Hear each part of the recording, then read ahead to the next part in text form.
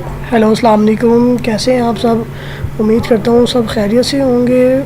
जैसा कि आप सब जानते हैं जो कि हमारा चैनल है HUAC इनसाइट्स का, तो इसके मतलब हम इसमें डिस्कस करते हैं HUAC के मतलब जो कि HUAC बेसिकली होता क्या है और इसमें क्या क्या पार्ट्स यूज़ किए जाते हैं, इसमें रिपेयर मेंटेनेंस क्या आती है, ऑपरेशन क्या आते हैं, ट्रबल शूटिंग क्या आती है, फॉल्ट डायग्नोसिस किस तरह कर सकते हैं, और हम इसके बारे में आपको बताते हैं।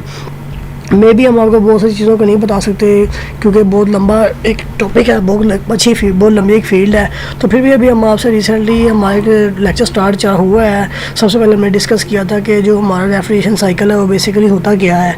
तो हमने आपको बताया कि जो हमारा रेफ्रिजरेशन साइकिल होता है वो 4 चीज़ों बेस करता है: compressor, condenser, evaporator, refrigeration control. फिर नेक्स्ट वीडियो में आपके साथ आए तो हमने आपको कंप्रेसर के बारे में बताया, कंप्रेसर किस तरह काम करता है और आगे कंप्रेसर की टाइप्स क्या क्या हैं।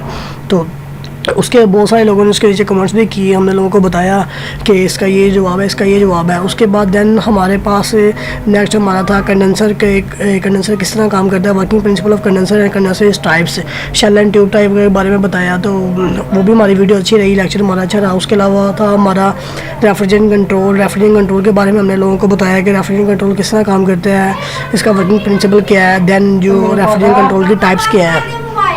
तो इसके अलावा जो थी हमारी एवापोरेटर। आज का जो हमारा लेक्चर है वो है एवापोरेटर, व्हाट इज़ एवापोरेटर और एंड इट्स टाइप्स। तो आज हम एवापोरेटर के बारे में डिस्कस करेंगे कि जो हमारा एवापोरेटर है वो किस तरह काम करता है और इसकी जो टाइप्स हैं वो क्या हैं। तो भी हम आपको दिखाते चलते हैं कि जो हमारा एवापोरेटर है वो है क्या।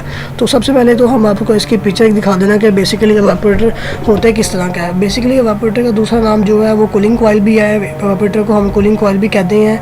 ये देखिए आपको पिक्चर में ये इजीली वाज़ेह तौर पर नज़र आ सकता है कि ये देखें, ये हमारा एवापोरेटर है, ये भी हमारा एवापोरेटर है। ये देखें, ये रेफ्रिजरेशन साइकिल की डायग्राम है। ये एवापोरेटर हमारा इस्तेमाल किया जाता है, गाड़ियों वगैरह में इस्तेमाल किया जाता है। उसके बाद रेफ्रिजरेशन वगैरह में इस्तेमाल किया जाता है, डोमेस्टिक लेवल पे, कमर्शियल लेवल पे एवापोरेटर इस्तेमाल किया जाता है। ये भी इसकी बहुत बड़ी एक अच्छी एवापोरेटर की टाइप है। उसके अलावा जो एवापोरेटर की डेफिनेशन है वो भी हम आपको बताते चलते हैं। बेसिकली जो कंडेंसर और एवापोरेटर दोनों एक दूसरे के मुतरादिफ है, ऑपोजिट है। कंडेंसर और एवापोरेटर दोनों एक दूसरे के एवापोरेटर है। और एवापोरेटर का दूसरा नाम कूलिंग कॉइल है। जैसा कि आप सब जानते हैं कि एवापोरेटर जो है हमारा कमरे में लगा होता है नॉर्मल। बहुत सारे लोगों को पता ही नहीं होता कि एवापोरेटर होता क्या है। तो मैं आपको बताता चलता हूँ कि जो एवापोरेटर है वो हमारा रूम के अंदर लगा होता है डोमेस्टिक लेवल के ऊपर। उसके अंदर हमारा ब्लोअर लगा होता है, फिल्टर्स वगैरह लगे होते हैं, बॉडी होती है जिसमें से लोगों को ठंडी हवा आती है हवा, और लोग उसे कहते हैं कि ये हमारा AC है। तो बेसिकली वो एक एवापोरेटर है, कूलिंग कॉइल है। तो बेसिकली जो एवापोरेटर है वो बिल्कुल कंडेंसर के बिल्कुल अपोजिट है। कंडेंसर में रेफ्रिजरेंट वेपर फॉर्म में जाती है और उसके अलावा लिक्विड फॉर्म में वहाँ से आउट होती है, और यहाँ पे जाती है लिक्विड फॉर्म में है, लेकिन जब वहाँ से आती है तो वो वेपर फॉर्म में आती है।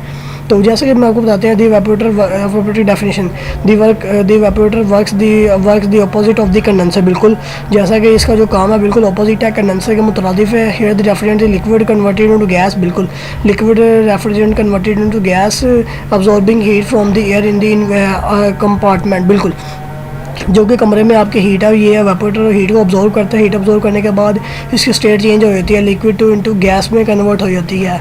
तो when the liquid refrigerant reaches the evaporator its pressure has been reduced. जब लिक्विड रेफ्रिजरेंट रीच कर जाती है evaporator, its pressure has been reduced. जो एवापोरेटर का प्रेशर होता है वो कम हो जाता है, dissipating its heat content and making it much cooler than the fan air flowing around it। और इस तरह हमें जो फ़ैन की जो हवा है वो हमें ठंडी महसूस होती है, क्योंकि उसका जो प्रेशर है वो रिड्यूस हो जाता है, तो वहाँ पर उसकी हीट ट्रांसफ़र हो चुकी होती है। तो इस तरह हमें उसकी फ़ैन की जो स्पीड है वो हमें ठंडी महसूस होती है, फ़ैन की जो हवा है वो हमें ठंडी महसूस होती है। इस तरह हमारे कमरे में कूलिंग का अमल शुरू होता है। तो देन अभी हम आपके साथ डिस्कस करते हैं कि जो हमारा एवापोरेटर है, कूलिंग कॉइल है, इसकी टाइप्स क्या है और टोटल कितने टाइप्स हैं। इसकी टोटल हमारे पास है 4-5 टाइप्स हैं एवापोरेटर की, कि जो हमारे नॉर्मली मार्केट्स में एवापोरेटर इस्तेमाल किए जाते हैं वो किस किस टाइप के इस्तेमाल किए जाते हैं। पहला है जी हमारा क्लिम्बिंग फिल्म एवापोरेटर, दूसरा है शॉर्ट ट्यूब वर्टिकल एवापोरेटर, तीसरा है बास्केट ट्यूब एवापोरेटर, चौथा लॉन्ग ट्यूब वर्टिकल एवापोरेटर, पांचवा प्लेट टाइप एवापोरेटर और horizontal tube vertical type evaporator, shell and tube type evaporator, coil type evaporator, fin and tube type evaporator. बिल्कुल जैसा कि हमारे commercial level पर एवापोरेटर इस्तेमाल किए जाते हैं, वहाँ पर शेलों में रेफ्रिजरेंट होती है और ट्यूबों में रेफ्रिजरेंट और शेल में पानी होता है, और इसी तरह शेल एंड ट्यूब टाइप और tube and shell type evaporator इस्तेमाल किए जाते हैं। तो बेसिकली एवापोरेटर का मतलब बिल्कुल अपोजिट है कि इसमें भी हीट ट्रांसफ़र होती है, हीट ट्रांसफ़र होने के बाद आपको फ़ैन की जो एयर है वो ठंडी महसूस होती है। तो होप्स हो कि आपको मेरी ये एवापोरेटर वाली भी वीडियो समझ आई होगी। अगर किसी को ना समझ आई हो तो वो वीडियो के नीचे डिस्क्रिप्शन में कमेंट कर सकते हैं। अगर आपने हमारा पेज लाइक एंड सब्सक्राइब नहीं किया तो सबसे पहले हमारे पेज को लाइक एंड सब्सक्राइब कर दीजिएगा ताकि मज़ीद आने वाली वीडियो आपको ईज़िली मिल सकें। तो उम्मीद करता हूँ कि आप सब खैरियत से होंगे। इंशाल्लाह नेक्स्ट वीडियो में आपके साथ दोबारा फिर हम हाज़िर होंगे एक नई वीडियो के साथ। तब तक के लिए हमें इजाज़त दें। अल्लाह हाफ़िज़।